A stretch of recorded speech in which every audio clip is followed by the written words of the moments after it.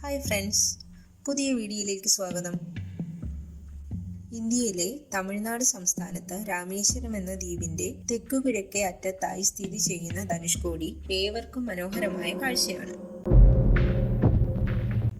ഇതിന് കിഴക്കു ഭാഗത്തെ സമുദ്രം ബംഗാൾ ഉൾക്കടലും പടിഞ്ഞാറ് ഭാഗത്ത് ഇന്ത്യൻ മഹാസമുദ്രവുമാണ്.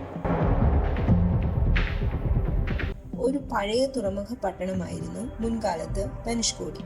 ഇവിടെ നിന്ന് രാമേശ്വരം പട്ടണത്തിലേക്ക് 18 കിലോമീറ്റർ ദൂരമുണ്ട്. വൻകരയുമായി ഈ ദ്വീപിനെ ബന്ധിപ്പിക്കുന്നത് പാമ്പൻ പാലമാണ്. ബ്രിട്ടീഷ് ഭരണകാലത്ത് ഇന്ത്യയും ശ്രീലങ്കയും തമ്മിലുണ്ടായിരുന്ന കപ്പൽ ഗതാഗതത്തിലെ ഒരു പ്രധാന കണ്ണിയായിരുന്നു ഈ ചെറിയ തുറമുഖം. ഇന്നിവിടം മത്സ്യബന്ധന വ്യവസായത്തിന് പേരുകേട്ടതാണ്. രാമേശ്വരത്ത് നിന്നും ധനുഷ്കോടിയിലേക്ക് ഏകദേശം 20 കിലോമീറ്റർ ദൂരമാണ് യാത്ര ചെയ്യേണ്ടത്. കുറച്ച് വർഷങ്ങൾക്ക് മുന്നേ വരെ ധനുഷ്കോടിയിലേക്ക് ടെമ്പോ, ജീപ്പ് മുതലായ വാഹനങ്ങളിലാണ് എത്തിച്ചേരാൻ കഴിയുക. എന്നാൽ ഈ അടുത്തിടെയാണ് ഇവിടേക്കുള്ള റോഡ് പണി പൂർത്തിയായത്. ഇപ്പോൾ വളരെ സുഗമമായി റോഡ് മാർഗം ഇവിടെ എത്തിച്ചേരാൻ സാധിക്കും. രാമേശ്വരത്ത് നിന്നും ഏകദേശം 20 കിലോമീറ്റർ അകലെയുള്ള ലൈറ്റ് ഹൗസിന്റെ മുകളിലെ ദൃശ്യമാണ് ഇപ്പോൾ കാണുന്നത്.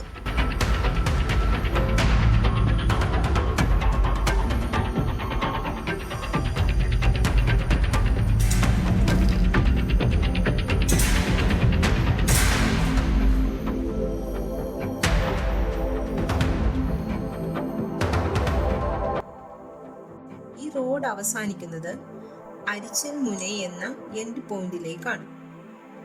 ഇവിടെ നിന്നാണ് രാമൻ തന്റെ പത്നിയായ സീതയെ തിരികെ കൊണ്ടുവരാൻ വാനരസേനയുമായി ലങ്കയിലേക്ക് പോകാൻ പാലമിട്ടത്. അതിനായി രാമൻ തന്റെ ധനുസിനാൽ അടയാളമിട്ടതിനാലാണ് ഇവിടം ധനുഷ്കോടി എന്നറിയപ്പെട്ടത് എന്നാണ് ഐതിഹ്യം.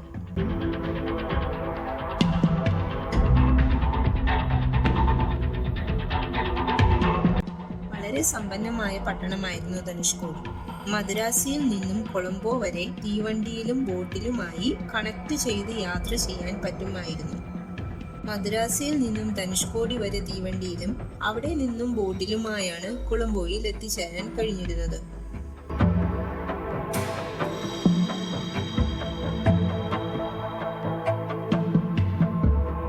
ധനുഷ്കോടിയിൽ നിന്നും ശ്രീലങ്കയിലെ തലൈമന്നാറിലേക്ക് ദിവസവും ജങ്കാർ സർവീസ് നടത്തിയിരുന്നു.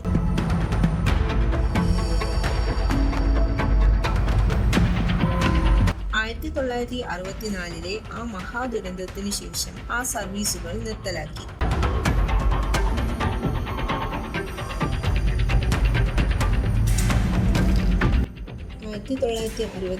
ഡിസംബർ 22 അർദ്ധരാത്രിയിൽ അടിച്ച കൊടുങ്കാറ്റിന്റെ ആഘാതത്തിൽ തകർന്നുപോയ ഒരു ഗ്രാമത്തിന്റെ അവശിഷ്ടങ്ങളായ റെയിൽവേ സ്റ്റേഷനും സ്കൂളും ഹോസ്പിറ്റലുകളും പള്ളിയും അമ്പലവും എല്ലാം ഇവിടെ കാണാൻ കഴിയും.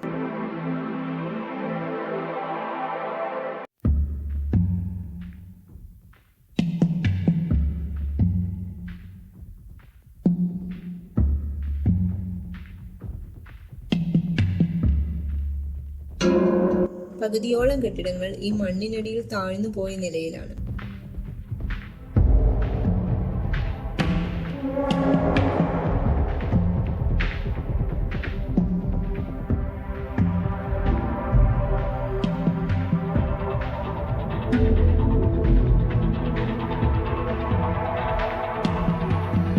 മധുരയിൽ നിന്നും 120ഓളം യാത്രക്കാരുമായി യാത്ര ആരംഭിച്ച മധുര ധനുഷ്കോടി ട്രെയിൻ ആഞ്ഞടിച്ച തിരമാലയിൽ പെട്ട് പൂർണ്ണമായും അടിഞ്ഞമർന്നു.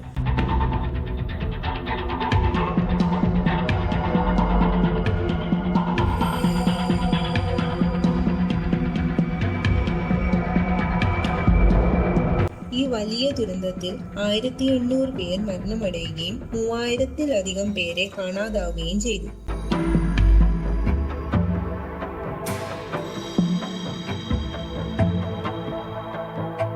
അങ്ങനെ ധനുഷ്കോടി പൂർണ്ണമായും ഒറ്റപ്പെടുകയാണ് ഉണ്ടായത്.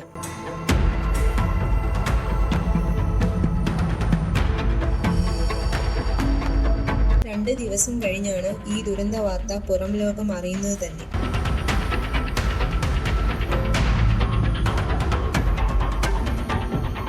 പിന്നീട് ഈ പ്രദേശം ജീവിതയോഗ്യമല്ലാത്തതിനാൽ മദ്രാസ് ഗവൺമെന്റ് ഇവിടെ ഗോസ്റ്റ് ടൗൺ ആയി പ്രഖ്യാപിക്കുകയും ചെയ്തു.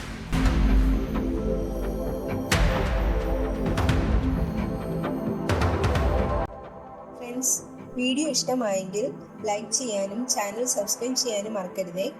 നിങ്ങൾ എത്ര പേര് ധനുഷ്കോടിയിൽ പോയിട്ടുണ്ട്?